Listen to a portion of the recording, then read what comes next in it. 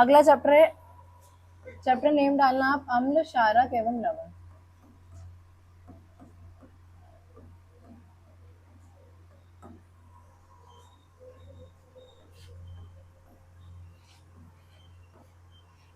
ये आपका चैप्टर का नेम है।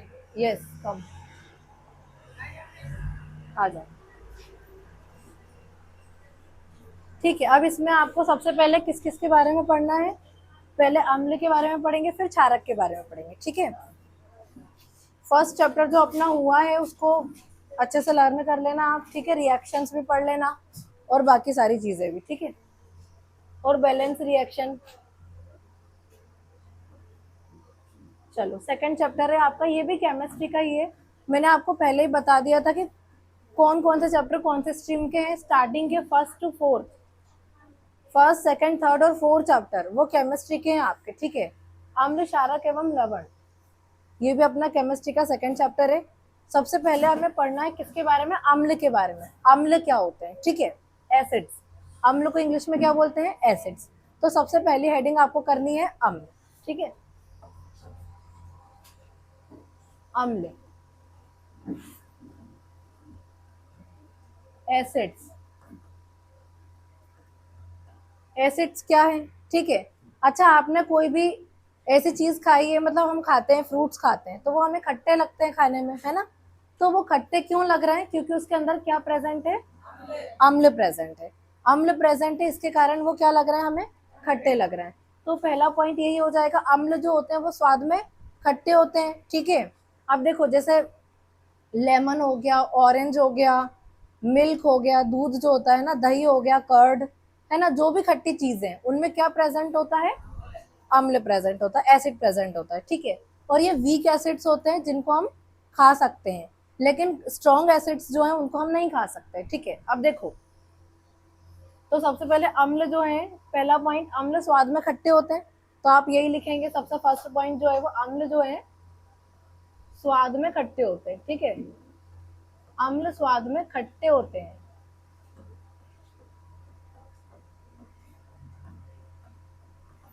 ठीक है, ये फर्स्ट पॉइंट हो गया, अम्ल के बारे में आपको याद रखना है। ठीक है, उसके बाद सेकंड पॉइंट आपको क्या याद रखना है? ये नीले लिटमस को लाल कर देते हैं। अभी लिटमस समझाऊंगे, लिटमस कहाँ से ऑब्टेन होता है, ठीक है, और क्या होता है। सिर्फ अभी याद रखो, ये नीले लिटमस को लाल कर देते हैं। ये नीले लिटमस को लाल कर देते हैं, को लाल कर देते हैं। ठीक है, अभी लिटमस के ऊपर बात करेंगे अपन। अभी सिर्फ आपको ये याद रखना है कि जो अम्ल जो होते हैं वो नीले लिटमस को किस में बदल देते हैं? लाल में बदल देते हैं। ठीक है, ऐसे याद रखना, ABR। एसिड जो होते हैं वो ब्लू को क्या करते हैं? रेड करते हैं। ठीक है, चलो अगला देखो, ये जलीय विलयन में हाइड्रोजन आयन देते हैं। यह जलीय विलयन में हाइड्रोजन आयन देते हैं। ठीक है, H प्लस आयन को ही हम क्या बोलते हैं? Hydrogen ion. तो याद रखना, H प्लस मैंने बोला है, मतलब कौन सा आयन? Hydrogen ion. तो ये जलीय विलयन में हाइड्रोजन आयन,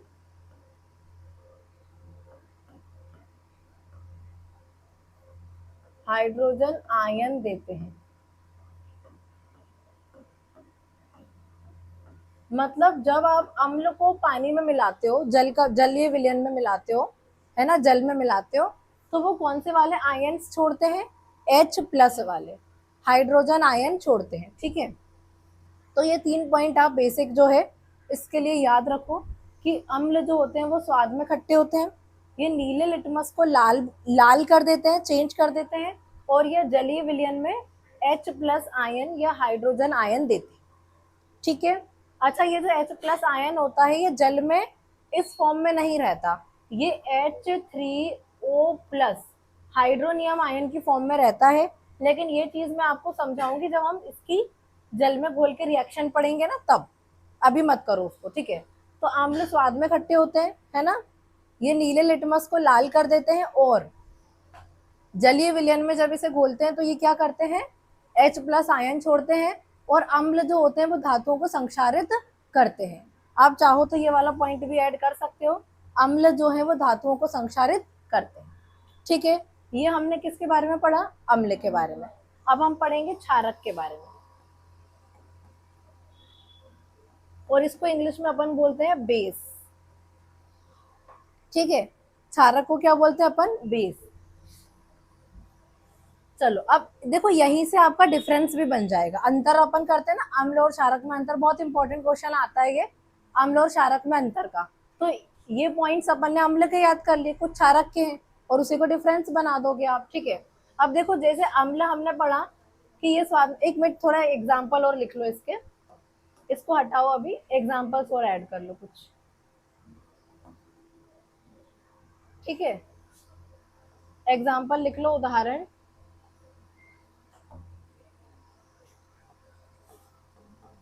अम्लों के उदाहरण लिख लो कुछ। ठीक है, देखो कुछ एसिड्स स्ट्रॉन्ग होते हैं और कुछ वीक भी होते हैं। तो जैसे ये लिखा है ना मैंने, जैसे जो अपने खाने की चीजों में पाए जाते हैं, जैसे टमाटर है, ऑक्जेलिक एसिड है ना, ऑरेंज है, लेमन है, सिट्रिक एसिड है इनके अंदर। पर ये एसिड क्या है? वीक है, इनको हम खा सकते हैं, कोई नुकसान नहीं होगा। ठीक है, तो कुछ वीक एसिड्स हैं, दुर्बल अम्ल जिन्हें हम बोलते हैं, क्या बोलते हैं? दुर्बल अम्ल। अपन दोनों के लिख लेंगे एग्जाम्पल, एक एक दो दो, प्रबल के भी लिख लेना, दुर्बल के भी। दुर्बल अम्ल में तो वो जो जिनको हम कंज्यूम कर सकते हैं और कोई प्रॉब्लम ना हो, तो दुर्बल अम्ल में आप लिख सकते हो सिट्रिक एसिड, लिख लो आप चाहो तो, इसको भी खा सकते हो आप। सिट्रिक अम्ल लिख लिया आपने, है ना। उसके बाद आप और भी लिख सकते हो, जैसे ऑक्जेलिक अम्ल लिख लो, ऑक्जेलिक अम्ल। ठीक है, ये कुछ बेसिक एग्जांपल हो गए जिन ऐसे एसिड है। लैक्टिक अम्ल हो सकता है, जो लैक्टिक अम्ल होता है वो दूध में पाया जाता है, और दही में भी लैक्टिक अम्ल पाया जाता है। अब प्रबल अम्ल क्या होते हैं? जैसे अपन ने पढ़ा HCl, hydrochloric acid, sulphuric acid, H2SO4। First chapter में जब रिएक्शन की थी तब इनके फॉर्मूलाज आए थे। अब ये ऐसे एसिड्स हैं जिनको हम कंज्यूम नहीं कर सकते, खा के पता नहीं लगा सकते। ठीक है, तो कुछ प्रबल अम्ल के उदाहरण लिख लो। प्रबल अम्ल में आप लिख लो हाइड्रोक्लोरिक अम्ल, हाइड्रोक्लोरिक अम्ल।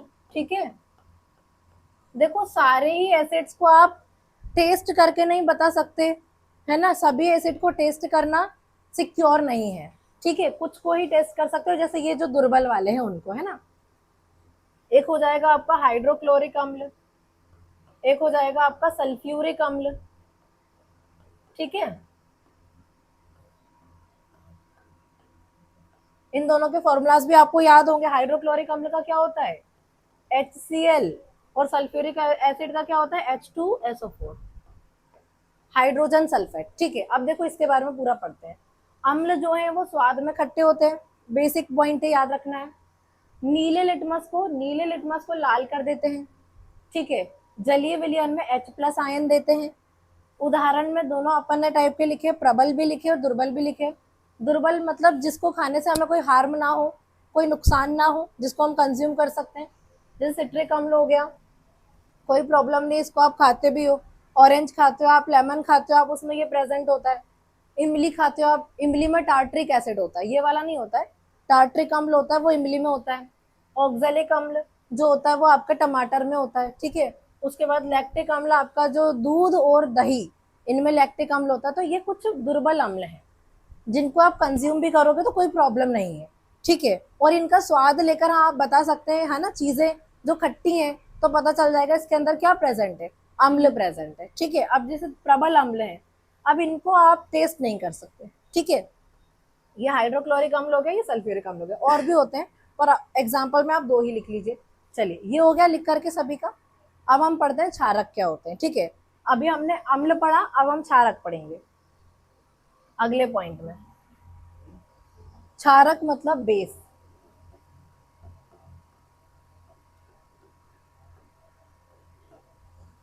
अच्छा, क्षारक को इंग्लिश में अपन क्या बोलते हैं? बेस बोलते हैं। ठीक है, अब देखो इसमें भी पॉइंट्स कुछ वैसे ही हैं, देखो दो पॉइंट तो बिल्कुल इसके अपोजिट ही हो जाएंगे। अब जैसे ये अम्ल जो है वो स्वाद में खट्टे होते हैं, तो क्षारक जो है वो स्वाद में कड़वे होते हैं, ठीक है। ये नीले लिटमस को लाल करते हैं, तो वो लाल लिटमस को नीला करते हैं, ठीक है। ये जलीय विलयन में H प्लस आयन देते हैं और वो OH माइनस आयन देते हैं। चलो फर्स्ट पॉइंट लिखेंगे, ये स्वाद में कड़वे होते हैं, ये स्वाद में कड़वे होते हैं, ठीक है। क्षारक जो होते हैं स्वाद में कड़वे होते हैं, ठीक है। उसके बाद अपन ने क्या लिखा था वहां पे, नीले को लाल करते हैं अम्ल, तो ये लाल को नीला करते हैं, ठीक है।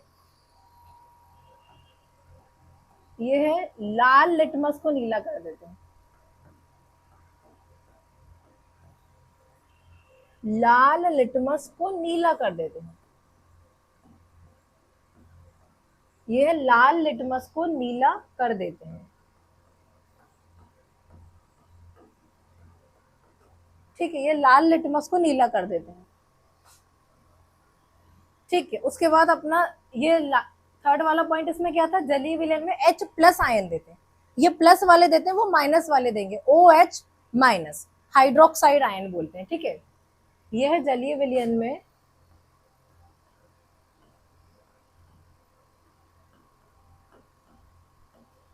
ये है जलीय विलयन में। अब याद रखना, जब भी मैं H प्लस बोल दूं तो हाइड्रोजन आयन है ना, ये मैंने ब्रैकेट में लिख दिया है, लेकिन आगे मैं नहीं लिखूंगी, आगे मैं सिर्फ ये लिखूंगी H प्लस, तो आपको समझना पड़ेगा H plus means hydrogen ion, ठीक है। उसके बाद अब यहाँ पे क्या लिखा है, ये जलीय विलयन में OH minus, OH negative hydroxide ion देते हैं, क्या, हाइड्रोक्साइड। ये जलीय विलयन में हाइड्रोक्साइड आयन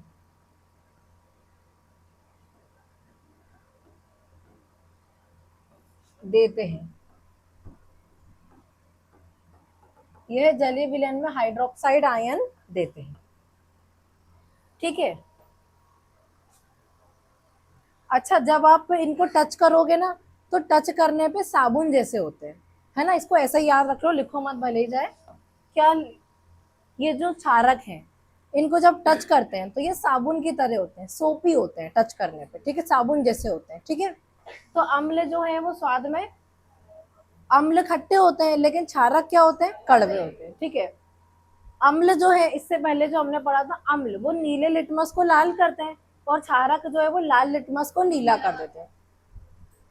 अच्छा, अम्ल जलीय विलयन में हाइड्रोजन आयन देते हैं, और क्षारक जलीय विलयन में हाइड्रोक्साइड आयन देते हैं, ठीक है। और एक पॉइंट अपन ने उसमें क्या याद रखा था, अम्ल जो है वो धातुओं को संक्षारित कर देते हैं, क्षारक में ऐसा एक पॉइंट एडिशनल यदि आपको याद रखना है, तो ये टच करने पे सोपी होते हैं, सोपी मतलब कि साबुन जैसे होते हैं, ये छूने पर कैसे होते हैं, साबुन जैसे होते हैं, ठीक है।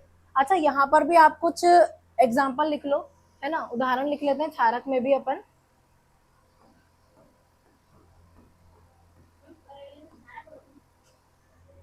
नहीं नहीं, ऐसा नहीं हर कड़वी चीज में क्षारक हो, है ना, ये मत समझना कि जितनी जितनी भी कड़वी चीजें हैं सब में क्षारक हो, नहीं ऐसा नहीं होता है, ठीक है। अब देखो उदाहरण, आप यहाँ पे लिख लो NaOH, सोडियम हाइड्रोक्साइड, याद किया था हमने सोडियम हाइड्रोक्साइड, KOH भी याद किया था, पोटेशियम हाइड्रोक्साइड, ठीक है। उसके बाद NH4OH, ये आपका वीक एसिड है, सॉरी वीक बेस है, अमोनियम हाइड्रोक्साइड, ठीक है। तीन एग्जाम्पल काफी है इसमें, है ना, एक तो सोडियम हाइड्रोक्साइड, पोटेशियम हाइड्रोक्साइड और अमोनियम हाइड्रोक्साइड। अब एक और वर्ड आता है आपका, देखो ये अपन ने क्या पढ़ा, क्षारक पढ़ा है, क्या पढ़ा है, क्षारक। अब एक और होता है क्षार, क्या होता है, क्षार। अब क्या ये क्षारक और क्षार अलग अलग होते हैं क्या, अब ये क्वेश्चन होता है कि क्षारक और क्षार क्या अलग अलग चीज है, तो देखो थोड़ी सी अलग डेफिनेशन इसकी है। अब अपन इनको तो क्षारक बोल रहे हैं, एक अलग से क्षार भी नाम दिया गया है। अब क्षार क्या होते हैं, ठीक है, क्षार क्या होते हैं, और इनका इंग्लिश नेम होता है एल्किली, क्या होता है, एल्किली, एल्कली। ठीक है, मतलब क्षारक और क्षार में थोड़ा डिफरेंस है। क्षारक और क्षार में क्या डिफरेंस है वो याद रखना है। देखो क्षारक भी क्षार ही होते हैं, लेकिन ऐसे क्षारक जो जल में घुलनशील हो, जो जल में घुल जाएं, ऐसे क्षारक जो जल में घुल जाएं उनको क्या बोलते हैं? क्षार। अब देखो जरूरी नहीं ना हर क्षारक पानी में घुले, लेकिन जो पानी में घुल जाए उसको अपन एक और नाम दे देते हैं क्षार। मतलब क्षारक तो वो है ही, लेकिन उसका एक और नाम हम क्या देते हैं? क्षार। जल में घुलनशील क्षारक को क्षार कहते हैं। ठीक है, ऐसे क्षारक जो पानी में घुल जाएं उसको क्षार कहते हैं। अच्छा, साबुन जो होता है, साबुन जो होता है उसके अंदर क्षारक होता है, साबुन के अंदर बेस प्रेजेंट होता है ना, साबुन के अंदर बेस प्रेजेंट होता है। अब बताओ, साबुन जो है वो पानी में घुल जाता है, घुल जाता है, इसका मतलब उसके अंदर ऐसा क्षारक है जो पानी में घुलता है, इसलिए हम उसे क्या बोल देंगे? क्षार। तो जल में घुलनशील क्षारक को क्षार कहते हैं। अलग कुछ नहीं है क्षारक ही, लेकिन उसकी क्या क्वालिटी है कि वो पानी में घुल जाता है। तो सिर्फ वो क्षारक जो पानी में घुल सकते हैं उनको हम क्या बोलते हैं? क्षार। तो आप लिख लेंगे जल में घुलनशील क्षारक को क्षार कहते हैं। ठीक है, लिखो जल में घुलनशील क्षारक को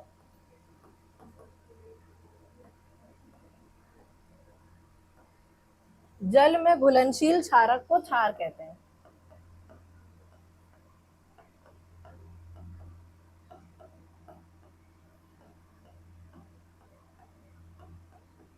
कुछ चेंज नहीं है, सब वही है, बस एक गुण आपको ये याद रखना है कि वो क्षारक जो जल में क्या हो? घुलनशील हो, उनको हम क्या बोल देंगे? क्षार। ठीक है, बेस के बारे में हमने पढ़ लिया है। ये स्वाद में कड़वे होते हैं, ये लाल लिटमस को नीला कर देते हैं, ये जलीय विलयन में हाइड्रोक्साइड आयन देते हैं। और उदाहरण हमने कुछ देखे, sodium hydroxide, potassium hydroxide, ammonium hydroxide. और क्षार क्या होता है फिर ये भी पढ़ लेते हैं। इसे क्षारक बोल रहे हैं, ये क्षार है, इंग्लिश में एल्कली बोलते हैं इसको, और ये जल में घुलनशील होते हैं। तो जल में घुलनशील क्षारक को हम क्षार कहते हैं। ठीक है, याद हो गया ये दोनों चीजें। अब आपसे डिफरेंस पूछे तो बहुत सिंपल है लिखना। अम्ल और क्षारक में 4 पॉइंट लिखना है आपको, 4 पॉइंट्स। तो अम्ल स्वाद में खट्टे होते हैं, क्षारक स्वाद में कड़वे होते हैं। ये नीले लिटमस को लाल करते हैं, ये लाल लिटमस को नीला करते हैं। अम्ल जल में H+ मतलब हाइड्रोजन आयन देते हैं, और क्षारक जल में OH- मतलब कि हाइड्रोक्साइड आयन देते हैं। और लास्ट में उदाहरण लिख दो, है ना, उदाहरण लिख दो आप अम्ल के, आप HCl लिख दो या H2SO4 लिख दो या कोई सा वीक एसिड, पर आप यही वाले एग्जाम्पल लिखोगे तो ज्यादा बेटर होगा, है ना, ये फॉर्मूले के साथ लिखोगे तो बहुत अच्छा होगा। और उसके बाद क्षारक के एग्जाम्पल लिख दो, सबसे फेमस जो आप याद ही रखते हो, मतलब हमेशा आपको याद ही रहता है ये फॉर्मूला। अभी हमने फर्स्ट चैप्टर में भी बार बार इसका यूज किया रिएक्शन बैलेंस करने में, तो ये वाला लिख दो, उदाहरण में ये लिख दो, कुछ भी लिख दो जो आपको पता है ना, फॉर्मूलाज क्षारक के, आपको एग्जाम्पल लिख देना। ठीक है, ये हो गया। अब हम बात करते हैं लिटमस की, है ना। जैसे लिटमस हमने पढ़ा था कि लिटमस होता क्या है ना। अभी आपको सिर्फ नाम बताया मैंने कि अम्ल जो है वो नीले लिटमस को लाल करते हैं और क्षारक जो है वो लाल को नीला करते हैं। तो एक्चुअली में ये लिटमस क्या होता है आपको लिखना नहीं है, बस मैं इसके बारे में थोड़ी बेसिक जानकारी दे दूं, उसके बाद हम इसे आगे और भी पढ़ेंगे जब हम इंडिकेटर्स पढ़ेंगे। ठीक है, चलिए। तो क्या लिटमस जो होता है ना, लिटमस एक सूचक होता है ना, प्राकृतिक सूचक होता है, नेचुरल इंडिकेटर होता है। अच्छा, अभी सूचक के बारे में भी हम पढ़ेंगे। सूचक अभी हम हमारा नेक्स्ट टॉपिक यही रहने वाला है। सूचक, सूचक को हम बोलते हैं इंडिकेटर्स। क्या बोलते हैं? इंडिकेटर्स। इंडिकेटर जो है इसका मतलब है सूचक। अब ये होते क्या है? अच्छा, लिटमस भी एक सूचक ही है ना। और ये सूचक जो है ना आपके 3 प्रकार के होते हैं, 3 टाइप्स के सूचक होते हैं। एक प्राकृतिक होता है, एक संश्लेषित होता है, और एक होता है गंधीय। ठीक है, 3 सूचक है। एक प्राकृतिक होता है जो प्रकृति से मिलते हैं, एक संश्लेषित जिसको हम बनाते हैं लैब्स में, है ना, मानव निर्मित भी बोल सकते हैं उसको, और एक होता है आपका गंधीय सूचक जो स्मेल से पता करते हैं। अब एक्चुअली में सूचक का क्या काम होता है ये भी हमें समझना है। सूचक जो है उनका क्या काम है ना, वो भी हमें समझना है। तो सूचक वो होते हैं जो किसी सॉल्यूशन में ये बताते हैं कि अम्ल प्रेजेंट है या क्षारक, अम्ल प्रेजेंट है या क्षारक प्रेजेंट है। अच्छा मैंने क्या बोला, हर बार हम टेस्ट करके नहीं पता लगा सकते है ना, क्योंकि हर चीज को हम टेस्ट नहीं कर सकते है ना। जैसे एसिड की बात हमने की, तो सारे ही एसिड्स को आप टेस्ट नहीं कर सकते। अब जैसे HCl लिखा था, H2SO4, उनको स्वाद थोड़ी ना ले सकते हैं। तो सारे एसिड को टेस्ट करना आपके लिए तो हार्मफुल है। तो फिर कैसे पता चलेगा कि किसी चीज में क्या प्रेजेंट है, एसिड प्रेजेंट है या बेस प्रेजेंट है। अब जैसे मान लो मैंने आपको एक कंटेनर में एक सॉल्यूशन दे दिया और मैं आपसे बोल रही हूँ कि आप मुझे बताओ इस सॉल्यूशन में क्या प्रेजेंट है, एसिड प्रेजेंट है या बेस प्रेजेंट है। अब देखो सब चीज को मैंने क्या बोला, चक्कर पता करना, टेस्ट करके पता करना हार्मफुल हो सकता है। तो आपको बिना टेस्ट किए है ना, बिना चखे उसको आपको ये बताना है कि इसके अंदर एसिड प्रेजेंट है या बेस। तो उसके लिए हम यूज करते हैं किसका, सूचक का, है ना। जब आपको टेस्ट ना करना पड़े किसी चीज को तो सूचक का यूज करते हैं। अब जो सूचक होते हैं ना, ये क्या करते हैं, अम्ल और क्षारकों के संपर्क में आते हैं। जैसे अम्ल के संपर्क में आए या क्षारक के संपर्क में आए तो ये इनकी कलर, इनके रंग को बदल लेते हैं और इनकी गंध मतलब इनकी स्मेल को बदल लेते हैं। अब जैसे प्राकृतिक और संश्लेषित सूचक जो है, एक नेचुरल वाला और एक संश्लेषित वाला, ये क्या करते हैं, अपने कलर्स को चेंज कर लेते हैं, अपने रंगों को परिवर्तित कर लेते हैं। मतलब अम्ल के कांटेक्ट में आएगा तो कलर कुछ और रहेगा, चेंज रहेगा, और क्षारक के कांटेक्ट में आएगा तो दूसरा होगा। ठीक है, तो इससे हमें पता चल जाएगा कि अम्ल प्रेजेंट है या क्षारक प्रेजेंट है ना। उसके बाद गंध भी बदलते हैं, गंध मतलब कि स्मेल। थर्ड नंबर पे मैंने आपको क्या नाम बताया, गंधीय सूचक। तो गंधीय सूचक रंग नहीं बदलता, ये अपनी गंध बदलता है, स्मेल बदलता है। एसिड के कांटेक्ट में आएगा तो स्मेल चेंज कर लेगा दूसरी, और क्षारक के कांटेक्ट में आएगा तो दूसरी स्मेल। तो इसलिए सूचक का यूज किया जाता है कि हर चीज को आपको टेस्ट ना करना पड़े। ठीक है, तो लिटमस भी एक सूचक ही है। अब तीन प्रकार में से कौन सा प्रकार का सूचक है लिटमस, तो लिटमस जो है ना ये आपका प्राकृतिक सूचक है। कौन सा, लिटमस आपका प्राकृतिक सूचक का एग्जाम्पल है। ठीक है, नेचुरल इंडिकेटर है ये आपका। लिटमस जो है ये आपका क्या है, प्राकृतिक सूचक।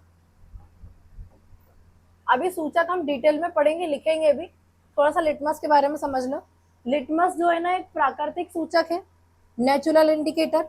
अच्छा नेचुरल क्यों है ये, ऐसे इंडिकेटर्स जो हमें पेड़ पौधों से मिल रहे हैं या प्रकृति से मिल रहे हैं, जिनको हम बनाते नहीं हैं, जो हमको नेचर से मिल रहे हैं, प्रकृति हमें दे रही है, जो प्लांट्स से हमें मिल रहे हैं, उनको हम बोलते हैं प्राकृतिक सूचक।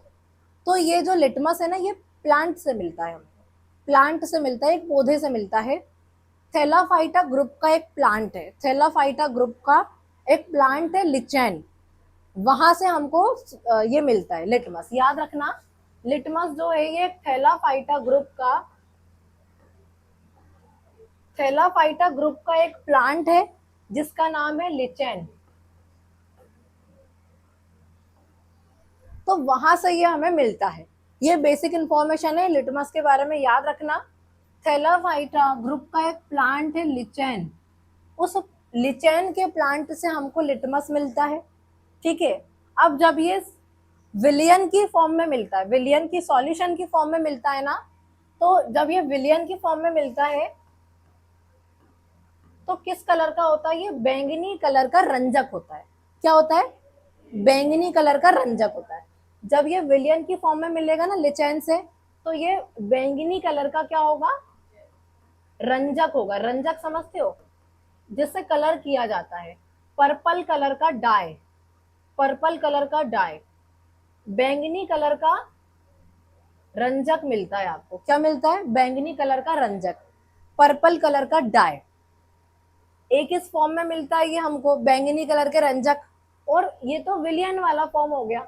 अब ये आपको पेपर वाली फॉर्म में भी मिलता है, पेपर है ना, पत्र। तो पेपर की यदि ये फॉर्म में मिलता है ना, पेपर की फॉर्म में मिलता है, तो दो तरीके के पेपर मिलते हैं। एक मिलता है आपको लाल लिटमस पेपर और एक मिलता है आपको नीला लिटमस पेपर। एक मिलता है आपको लाल लिटमस पेपर और एक मिलता है आपको नीला लिटमस पेपर। तो ये लिटमस के बारे में हमने पढ़ा। लिटमस एक प्राकृतिक सूचक का उदाहरण है। ये थैलाफाइटा ग्रुप का एक प्लांट है, लिचैन, वहां से मिलता है। जब ये विलियन की फॉर्म में मिलता है ना तो बैंगनी कलर का रंजक होता है, पर्पल कलर का डाई होता है। और पेपर्स की फॉर्म में ये दो प्रकार के पेपर मिलते हैं आपको, एक लाल लिटमस और एक नीला लिटमस। तभी हमने लिखा था एसिड नीले को लाल करता है और बेस लाल को नीला करता है।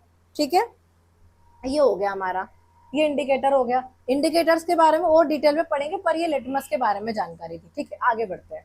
चलिए, तो पता चल गया लिटमस क्या है, एक प्राकृतिक सूचक है जो हमें बताता है कि किसी सॉल्यूशन में या कोई भी चीज जो है उसमें क्या प्रेजेंट है, एसिड प्रेजेंट है या बेस प्रेजेंट है। ठीक है, अब यदि आपको एसिड की टेस्टिंग करनी है, किसकी, तो आप नीला लिटमस पेपर लगाओगे तो वो क्या हो जाएगा, लाल। और यदि आपको बेस की टेस्टिंग करनी है तो आप कौन सा लिटमस लगाओगे, लाल, और वो उसको क्या कर देगा। आप दोनों लिटमस लगा के देख लो, आपने दोनों लगाया, मैंने आपको एक सॉल्यूशन दिया और मैंने बोला कि इसमें पहचानो क्या हो रहा है, मतलब क्या प्रेजेंट है इसके अंदर, है ना, एसिड प्रेजेंट है या बेस प्रेजेंट है। तो दोनों लिटमस लगा के देख लो, यदि लाल वाला नीला हो गया इसका मतलब क्षारक है, और यदि नीला वाला लाल हो गया मतलब कि अम्ल है। ठीक है, ऐसे पता लगा सकते हैं। आप बहुत अच्छा एक्सपेरिमेंट घर पे भी कर सकते हो। आप क्या करो, लिटमस पेपर ला सकते हो और उसको टेस्टिंग करनी है आपको अम्ल की। तो आप जैसे नींबू होता है ना, लेमन, लेमन को कट कर लो और उसके ऊपर कौन सा वाला लिटमस लगा के देखो, दोनों लगा के देख लो, लेकिन कौन सा वाला चेंज होगा, नीला वाला लाल हो जाएगा। और ऐसे नहीं लगाना आपको, ऐसे मतलब जैसे ये लेमन है ना, तो इस स्ट्रिप को इस तरीके से लगाना कि आधी इसकी, आधी आधी इस पे लग जाए और आधी छूट जाए, तो इतना इतना कलर आपको चेंज होता हुआ दिख जाएगा। ठीक है, तो आप कर सकते हो, इसको चेंज करके देख सकते हो, है ना। लेमन के ऊपर आप नीला वाला लगाओगे क्योंकि उसके अंदर क्या है, लेमन खट्टा होता है, उसके अंदर एसिड है, तो नीला लगाओगे तो वो किस में चेंज हो जाएगा, लाल में चेंज हो जाएगा। और यदि बेस की टेस्टिंग करनी है तो साबुन होता है, सोप जो होता है, साबुन या सर्फ, साबुन ले लो, साबुन को वेट कर लो, गीला कर लो, उसके ऊपर लिटमस लगा दो, कौन सा वाला, लाल वाला, तो वो लाल वाला किस में चेंज हो जाएगा, नीले में चेंज हो जाएगा। करके देख सकते हो आप, है ना। चलिए आगे बढ़ते हैं। अब हमने अभी क्या पढ़ा, लिटमस के बारे में हमने पढ़ा, है ना। अब हम सूचक क्या होते हैं, अच्छा इससे पहले एक चीज और पढ़ लो। अम्ल जो हम पढ़ रहे थे ना, अम्ल, अम्ल दो प्रकार के अम्ल होते हैं, सुनो, अभी लिखना नहीं है ये चीज को, सिर्फ याद रखना है। एक होता है आपका सांद्र अम्ल और एक होता है आपका तनु अम्ल। एक सांद्र अम्ल होता है, एक तनु अम्ल होता है। अच्छा कभी कभी ऐसा लिखा आता है अम्ल के आगे, जैसे HCl लिखा है तो ऐसा लिखा आ जाएगा सांद्र HCl, या कभी कभी ऐसा लिखा आ जाता है तनु HCl। तो इसका क्या मतलब है सांद्र और तनु का। अब देखो, जब हम अम्ल को तनुकृत करते हैं, डाइल्यूट करते हैं, मतलब एसिड में पानी मिलाते हैं, एसिड पानी ऐड करते हैं, दोनों मिक्स करते हैं, तो इन दोनों में से कोई सा एसिड, देखो जब आप क्या करो, सुनना ध्यान से, सांद्र अम्ल क्या होता है और तनु अम्ल क्या होता है, इसको समझना है। आपको क्या करना है, अम्ल और वाटर मिक्स करना है। ठीक है, अम्ल और वाटर मिक्स करना है, उसे तनुकृत करना है। तो यदि आपने जो अम्ल और वाटर को मिक्स किया है, इसमें यदि पानी जो है, वाटर जो है वो आपने कम लिया है, वाटर आपने कम लिया है, और अम्ल जो है वो आपने ज्यादा लिया है, मतलब ऐसा अम्ल जिसमें पानी की मात्रा कम हो और अम्ल की मात्रा ज्यादा हो, वो कौन सा अम्ल होगा आपका, सांद्र अम्ल। और तनु अम्ल वो होगा जिसमें पानी, मतलब जल की मात्रा ज्यादा होगी और अम्ल की मात्रा कम होगी, तो ये आपका तनु अम्ल होगा। सांद्र अम्ल वो होगा जिसमें पानी की मात्रा कम है, अम्ल ज्यादा है, अम्ल ज्यादा है पानी कम है, सांद्र हो गया। और तनु वो होगा जिसमें अम्ल कम है और पानी ज्यादा। तो ये बेसिक है, इसको लिखना नहीं है, आपको सिर्फ याद रखना है कि सांद्र लिखा आ जाता है, कभी तनु लिखा आ जाता है, तो क्या मतलब है इसका। ठीक है, चलिए अब हमारा नेक्स्ट टॉपिक स्टार्ट होता है। अभी हमने अम्ल क्षारक पढ़ लिया, अब अगला टॉपिक ही है हमारा सूचक। ठीक है, सूचक लिखिए।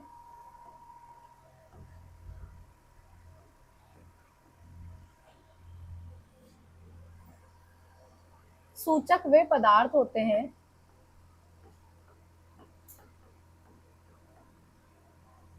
सूचक वे पदार्थ होते हैं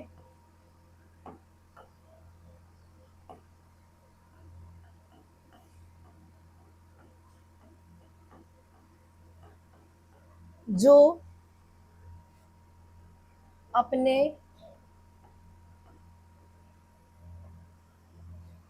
स्वाद, सॉरी स्वाद नहीं, जो अपने रंग और गंध, जो अपने रंग और गंध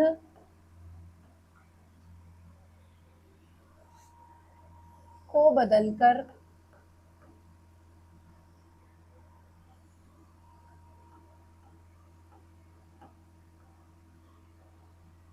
बताते हैं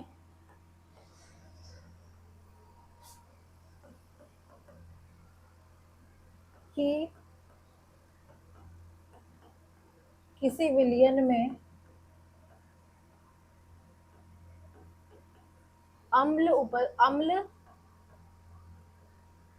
उपस्थित है या क्षारक।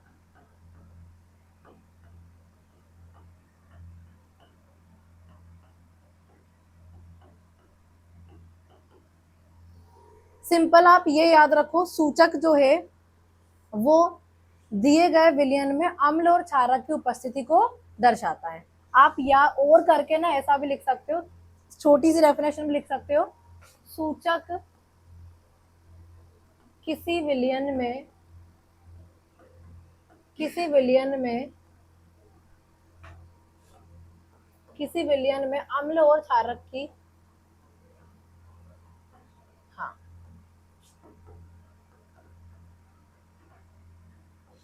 उपस्थिति दर्शाता है, उपस्थिति को दर्शाते हैं, को दर्शाते हैं। अगला पॉइंट नहीं है, आप या करके इसे भी लिख सकते हो, ठीक है, या मतलब दोनों में से कोई एक लिख सकते हो। डन। तो ये इसलिए मैंने लिखवाया थोड़ा सा बड़ा, ताकि आपको पता चल जाए कैसे बताते हैं, उपस्थिति को कैसे बताते हैं, है ना। तो सूचक वे पदार्थ होते हैं जो अपने रंग में या गंध में, कलर में या स्मेल को बदलकर बताते हैं कि किसी विलयन में अम्ल उपस्थित है या क्षार।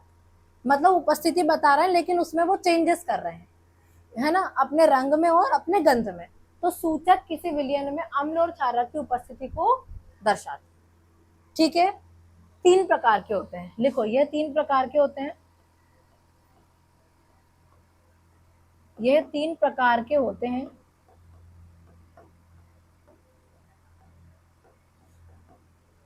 ये 3 प्रकार के होते हैं, सूचक 3 प्रकार के होते हैं। अब इसमें सबसे पहला वाला प्रकार अपन वही पढ़ेंगे जो मैंने आपको बताया था अभी, प्राकृतिक सूचक, नेचुरल इंडिकेटर, ठीक है। चलो, क्या होते हैं सूचक?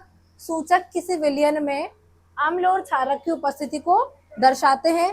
3 प्रकार के होते हैं। सबसे पहला वाला प्रकार होता है आपका प्राकृतिक सूचक। क्या होता है आपका पहला वाला टाइप? प्राकृतिक सूचक।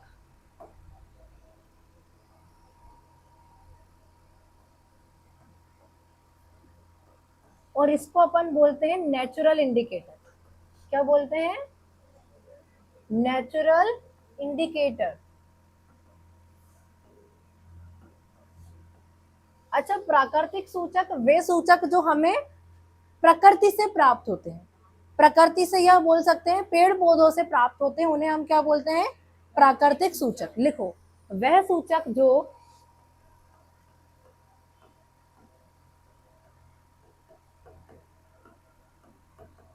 जो हमें प्रकृति नेचर से, या बोल सकते हैं पेड़ पौधों से, ना ब्रैकेट में लिख लो, पेड़ पौधों से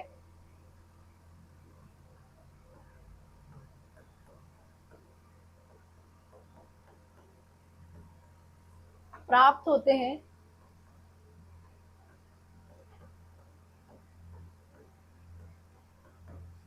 प्राकृतिक सूचक कहलाते हैं।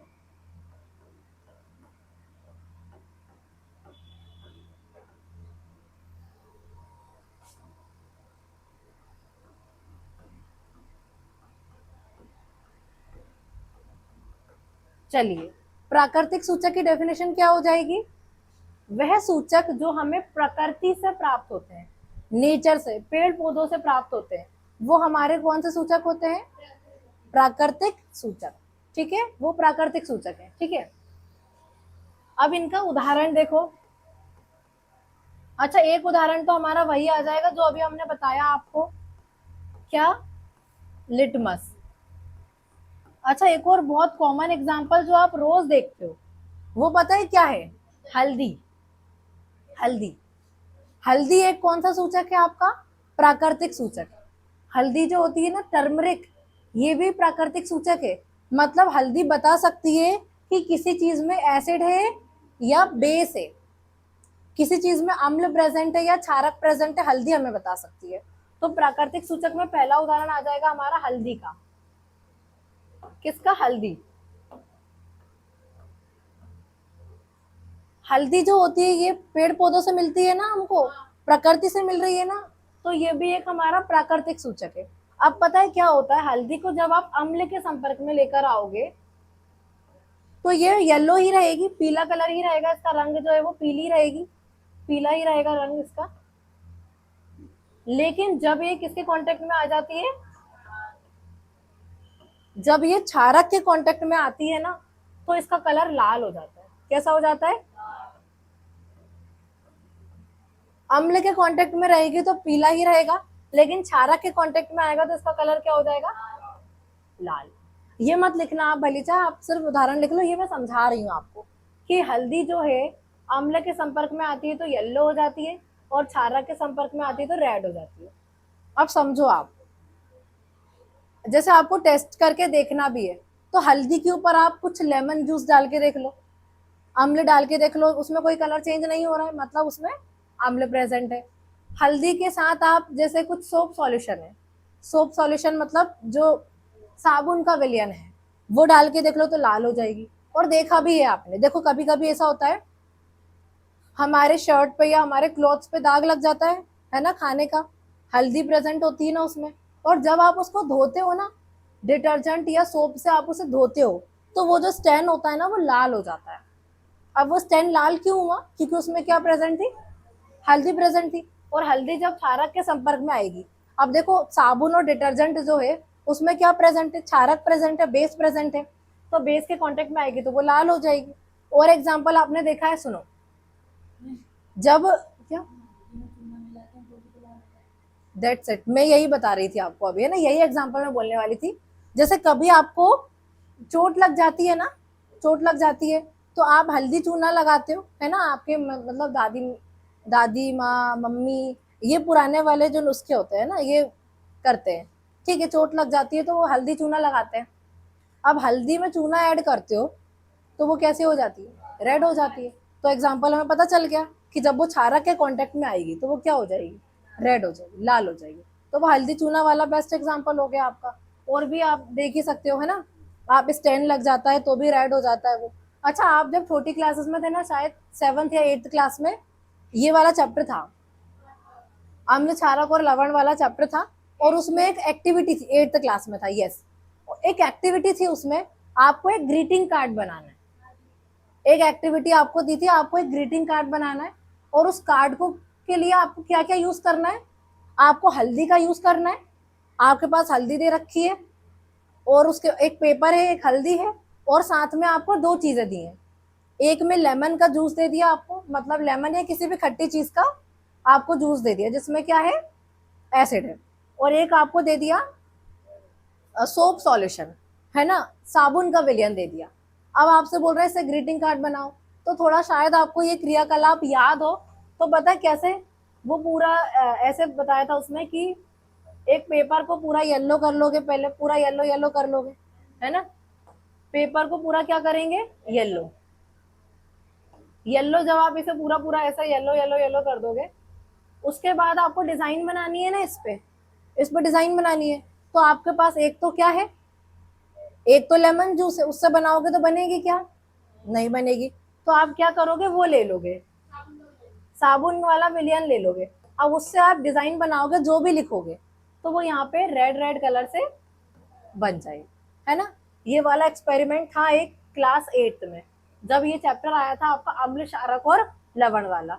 अच्छा, एक और भी आप उदाहरण ले सकते हो, जैसे चाइना रोज होता है आपका, गुड़हल, है ना, हिबिस्कस जो होता है ना, आपने देखा होगा, जो फ्लावर होता है, ठीक है, तो वो भी आपका एक सूचक होता है, वो भी प्राकृतिक सूचक है, क्योंकि वो भी कहाँ से मिलता है आपको, प्लांट से मिलता है, ठीक है।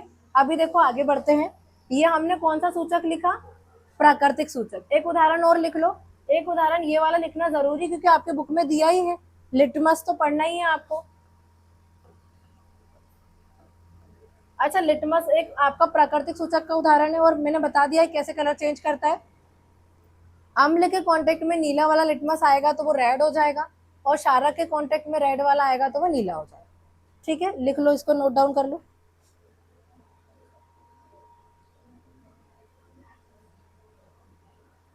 आया समझ में।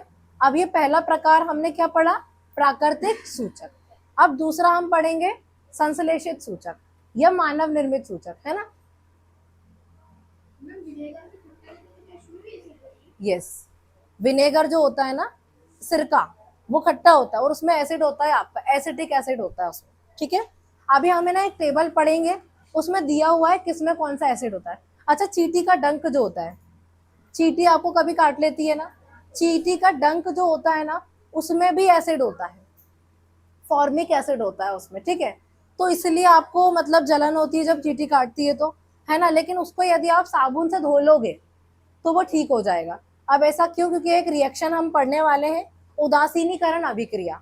उदासीनीकरण अभिक्रिया क्या होती है, जब आप अम्ल की क्रिया क्षारक से करवा देते हो तो वो उसका प्रभाव को क्या कर देता है, खत्म कर देता है।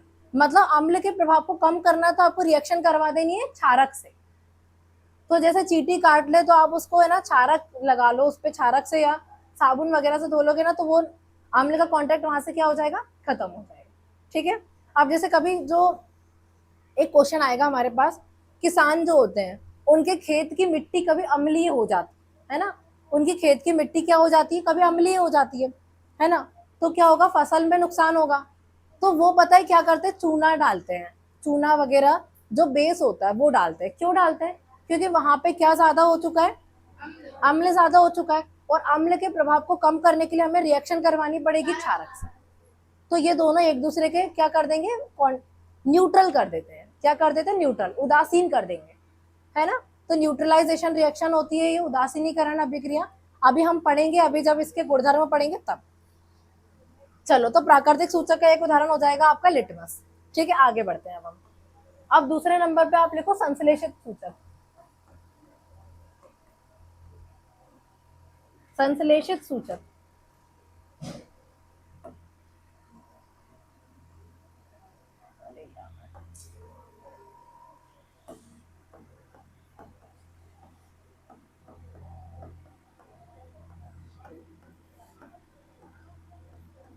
अच्छा, संश्लेषित सूचक को ही हम क्या बोलते हैं, मानव निर्मित सूचक। मानव निर्मित भी बोल सकते हैं ना।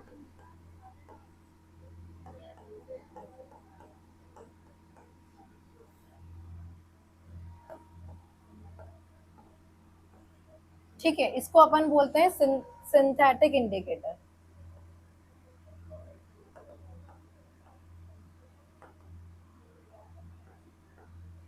सिंथेटिक इंडिकेटर, ये हो गया आपका क्या, संश्लेषित सूचक। संश्लेषित सूचक को ही हम क्या बोलते हैं, मानव निर्मित सूचक, या इंग्लिश में अपन बोलते हैं सिंथेटिक इंडिकेटर।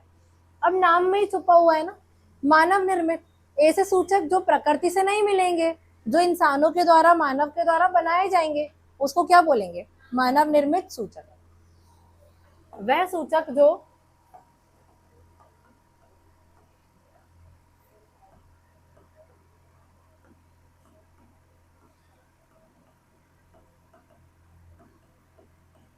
निर्मित किए जाते हैं, ऐसा कर सकते हो आप, प्रयोगशाला में निर्मित किए जाते हैं।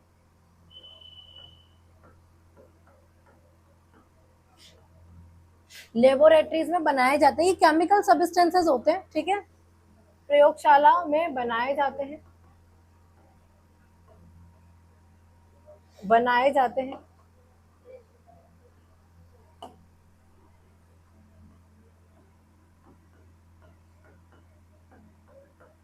मानव निर्मित सूचक,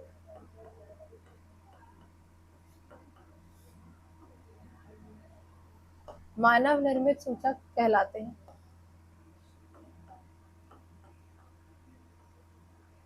मानव निर्मित सूचक कहलाती है।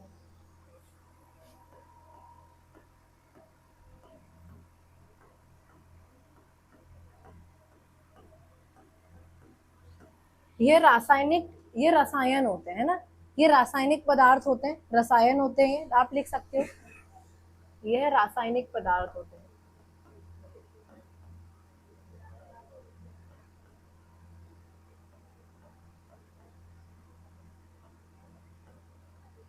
यह रासायनिक पदार्थ होते हैं।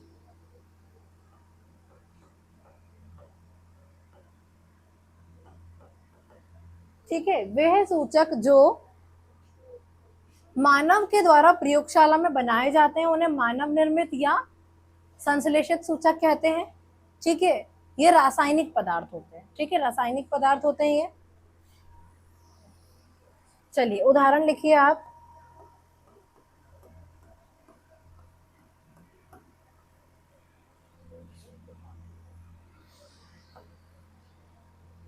अच्छा, मैं आपको बुक्स में भी एक बार दिखा देती।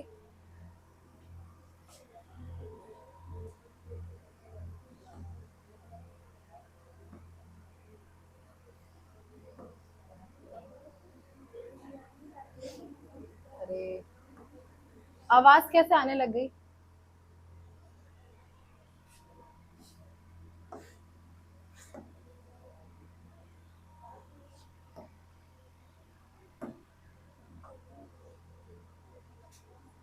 चलो बुक में भी थोड़ा देख लेते हैं। अच्छा, इसके उदाहरण आपके हो जाएंगे एक मेथिल ऑरेंज और एक फिनोल्फथैलिन। किसके? संश्लेषित सूचक के उदाहरण में आप दो याद रख लो, एक मेथिल ऑरेंज याद रख लो और एक फिनोल्फथैलिन याद रख लो। ठीक है, चलो इसमें और देख लेते हैं हम, अपन ने जो अभी तक देखा। ठीक है, ये तो रासायनिक गुणधर्म आ गए इसके, है ना। अब यहाँ पे देखते हैं, इतने ही सेक्शन में आपको दे दिया है अम्ल क्षारक और उनके सूचक के बारे में, है ना। अच्छा देखो, जो हमने लिटमस की बात की थी ना, वो इस सेक्शन में दिया हुआ है। कई बार ऐसा होता है ना, आप लोग ये सेक्शन छोड़ ही देते हो, ये अलग से जो पार्ट होता है यहाँ पे ही दिया है, जो हमने पढ़ा था ना वही। लिटमस विलियन बैंगनी रंग का रंजक होता है ना, रंजक होता है बैंगनी रंग का। ये थैलाफाइटा समूह के लिचेन पौधे से निकाला जाता है। प्रायः इसे सूचक की तरह उपयोग किया जाता है। लिटमस विलियन जब ना तो अम्लीय हो ना ही क्षारीय हो, तब ये बैंगनी रंग का होता है। जब ना अम्लीय ना क्षारीय, मैंने बताया था ना, जब विलियन होगा तो बैंगनी होगा। ठीक है, बहुत सारे प्राकृतिक पदार्थ जैसे लाल पत्ता गोभी, हल्दी, हाइड्रेंजिया, पिटूनिया, ये भी कुछ प्राकृतिक पदार्थ हैं जिनका यूज किया जाता है किसके तरह? प्राकृतिक सूचक की तरह। ठीक है, अच्छा देखो यहाँ पर ये लिखा हुआ है, ये जो उदाहरण लिखा है ना, ये संश्लेषित सूचक के उदाहरण है। एक लिखा हुआ है मेथिल ऑरेंज और एक लिखा हुआ है यहाँ पे फिनोल्फथैलीन। ठीक है, अभी यहाँ पे देखो, अपन ने और कौन से सूचक के बारे में पढ़ा था? अम्लों, आप जानते हैं कि अम्लों का स्वाद खट्टा होता है, ये हमने पढ़ा। ये नीले लिटमस पत्र को लाल कर देते हैं, ये भी हमने पढ़ लिया। जबकि क्षारकों का स्वाद कड़वा होता है एवं ये लाल लिटमस पत्र को नीला कर देते हैं। ठीक है, लिटमस एक प्राकृतिक सूचक है। इसी प्रकार से हल्दी हमने पढ़ा अभी, एक ऐसा सूचक है।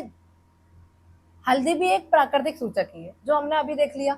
क्या आपने कभी ध्यान दिया है कि श्वेत कपड़े पर लगे सब्जी के दाग पर क्षारकीय पदार्थ साबुन से रगड़ते हैं, तब उस धब्बे का रंग लाल भूरा हो जाता है ना, लाल हो जाता है, रेडिश ब्राउन हो जाता है। लेकिन कपड़े को अत्यधिक जल से धोने के पश्चात वह फिर से पीला हो जाता है। ठीक है, अम्ल एवं क्षारक की जांच करने के लिए आप संश्लेषित सूचक का भी यूज कर सकते हो, जो मानव निर्मित होते हैं, लेबोरेटरीज में बनाए जाते हैं। तो यहाँ पे दो आपको दे रखे हैं, एक आप मेथिल ऑरेंज याद रख लो और एक क्या याद रख लो? फिनोल्फथैलीन। ये दोनों मानव निर्मित सूचक हैं। ठीक है, इनका उपयोग भी आप कर सकते हो। इस अध्याय में हम अम्ल एवं क्षारक की अभिक्रियाओं के बारे में भी अध्ययन करेंगे। ठीक है, अब देखो यहाँ पे गंधीय सूचक नहीं दिया है, अपन वो भी लिखेंगे, है ना। हाँ, यहाँ पे देखो, यहाँ है गंधीय सूचक के बारे में दिया हुआ है। क्या है देखिए, रंग में परिवर्तन के द्वारा ये सूचक हमें बताते हैं, यही पढ़ा था हमने कि सूचक हमें बताता है रंग में परिवर्तन और गंध में परिवर्तन। बताते हैं कि कोई पदार्थ अम्ल है या क्षारक है। कुछ ऐसे पदार्थ होते हैं जिनकी गंध अम्लीय और क्षारीय माध्यम में भिन्न हो जाती है। अब कुछ पदार्थ ऐसे होते हैं जिनकी स्मेल चेंज हो जाती है, तो वो कौन से सूचक होते हैं? गंधीय सूचक, ऑल्फैक्टरी सूचक। अब उसके उदाहरण में आप याद रख सकते हो, प्याज का रस हो गया, क्लोव ऑयल हो गया, लौंग का तेल हो गया, है ना, वेनिला एसेंस हो गया। तो ये कुछ गंधीय सूचक के उदाहरण है जो अपनी स्मेल को क्या कर लेते हैं, चेंज कर लेते हैं। ठीक है, चलो वो वाले उदाहरण भी हम लिख लेते हैं, गंधीय सूचक वाले और ये वाले। अच्छा, इसके तो आपके दो है ही, मेथिल ऑरेंज और फिनोल्फ्थेलिन। इनके उदाहरण में आप क्या लिख लेंगे, मेथिल ऑरेंज, याद रख लो, एक मेथिल ऑरेंज हो जाएगा और एक आपका हो जाएगा फिनोल्फ्थेलिन। एक क्या हो जाएगा आपका, फिनोल्फ्थेलिन, फिनोल्फ्थेलिन। ये दोनों आपके कौन से इंडिकेटर्स हैं, सिंथेटिक इंडिकेटर्स या आप बोल सकते हो मानव निर्मित इंडिकेटर। ठीक है, जिनको लेबोरेटरीज में बनाते हैं। मेथिल ऑरेंज हो जाएगा और एक हो जाएगा आपका फिनोल्फ्थेलिन। ठीक है, ये अपने कलर्स को चेंज कर लेते हैं एसिड और बेस के कांटेक्ट में आने पर। ठीक है, अब हमको पढ़ना है गंधीय सूचक, वह सूचक जो गंध को बदलकर बताते हैं, है ना। यहाँ पे हमने पढ़ा अभी कुछ ऐसे पदार्थ जिनकी गंध अम्लीय और क्षारीय माध्यम में अलग हो जाती है, उन्हें क्या बोलते हैं, गंधीय सूचक बोलते हैं। ठीक है, चलो ये वाला लिख लिया आपने। ठीक, अब हम लिखेंगे गंधीय सूचक। उदाहरण यही था ना, उदाहरण ये है मेथिल ऑरेंज और फिनोल्फ्थेलिन। ठीक है, मेथिल ऑरेंज लिख लो और फिनोल्फ्थेलिन लिख लो उदाहरण में।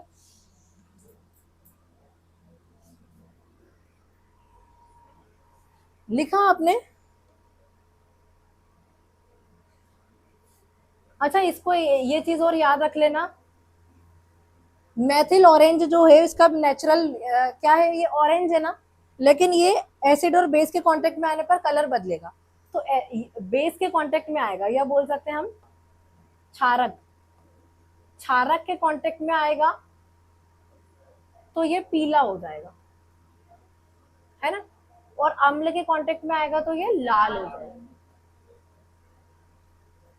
ठीक है, इसी तरीके से ये जो है ना फिनोल्फ्थेलिन, ये भी कलर बदलता है, ये अम्ल के कांटेक्ट में और क्षारक के कांटेक्ट में कलर चेंज करता है। ये ना गुलाबी हो जाता है, गुलाबी जैसा कलर हो जाता है जब किसके कांटेक्ट में आएगा, क्षारक के कांटेक्ट में। ठीक है, जब क्षारक के कांटेक्ट में आएगा तो इसका पिंक कलर हो जाएगा, और जब ये अम्ल के कांटेक्ट में आएगा ना तो ये कलरलेस हो जाएगा। कलरलेस मतलब समझते हो, रंगहीन, मतलब कोई कलर नहीं रहेगा। तो ये अम्ल के कांटेक्ट में आएगा तो ये हो जाएगा रंग, मतलब कि कलरलेस हो जाएगा। ठीक है, कलरलेस हो जाएगा, रंगहीन हो जाएगा। तो जब ये अम्ल के कांटेक्ट में आएगा तो रंगहीन, और क्षारक के कांटेक्ट में आएगा तो गुलाबी। ठीक है, और उसके बाद ये क्षारक के कांटेक्ट में आएगा तो येलो होगा, और अम्ल के कांटेक्ट में आएगा तो रेड हो जाएगा। चलिए आगे बढ़ते हैं। हमने ये कौन सा वाला सूचक पढ़ा था, ये हमने कौन सा संश्लेषित पढ़ लिया। अब हमको पढ़ना है गंधीय सूचक, थर्ड नंबर पे लिखिए।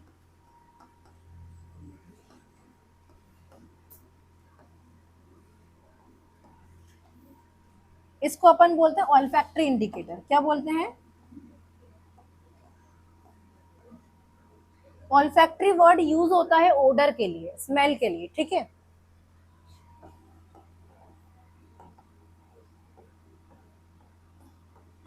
ऑल्फैक्टरी इंडिकेटर गंधीय सूचक अब हमें पढ़ना है। ठीक है, थर्ड टाइप है ये। अब ये क्या होता है, वे पदार्थ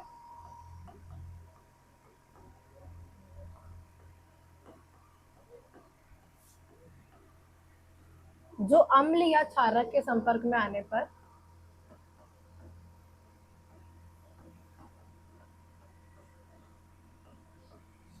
संपर्क में आने पर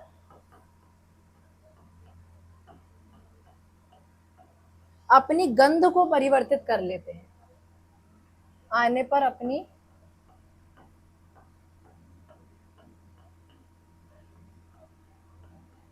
गंध को बदल लेते हैं,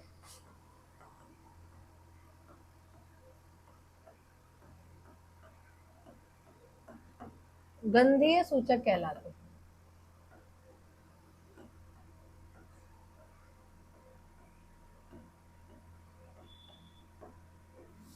गंधीय सूचक कहलाते हैं।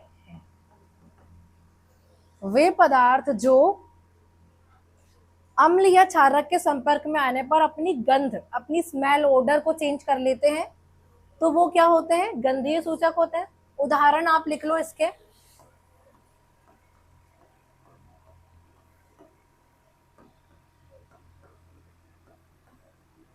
प्याज का रस लिख लो, एक आप लौंग का तेल लिख सकते हो।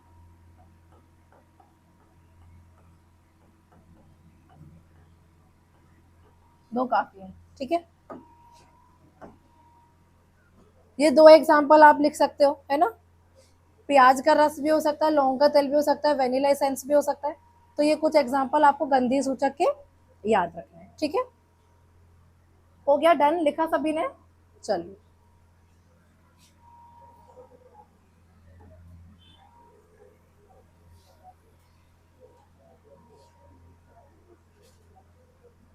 चलिए आवाज आ रही है मुझे आप लोगों की, आवाज आ रही है।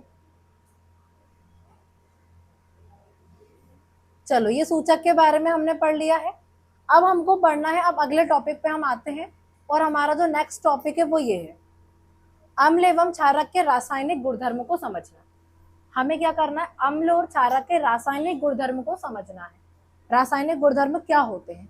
अब अलग अलग चीजें हम पढ़ेंगे इसमें। जैसे सबसे फर्स्ट वाला जो हम पढ़ेंगे वो ये है, अम्ल एवं क्षारक धातु के साथ कैसे अभिक्रिया करते हैं, ठीक है। चलिए, अब हमारा जो नेक्स्ट टॉपिक है वो यहाँ से स्टार्ट हो रहा है, अम्ल एवं क्षारक के रासायनिक गुणधर्म। चलिए हेडिंग करते हैं हम। अच्छा, आपको सूचक समझ में आ गया क्या होते हैं? 3 प्रकार के होते हैं। अम्ल और क्षारक की उपस्थिति को दर्शाते हैं किसी विलयन में रंग या गंध बदलकर। 3 प्रकार के होते हैं, प्राकृतिक, संश्लेषित और गंधीय। उदाहरण देख लिए, प्राकृतिक है हल्दी और लिटमस, ठीक है। और आप वो चाइना रोज भी याद रख सकते हो। उसके बाद संश्लेषित सूचक में क्या याद रखा है आपने? मैथिल ऑरेंज और फिनोल्फ्थालीन। उसके बाद गंधीय सूचक में आपको प्याज का रस और लौंग का तेल याद रखना, ठीक है। आगे बढ़ते हैं। अब हमारा अगला टॉपिक है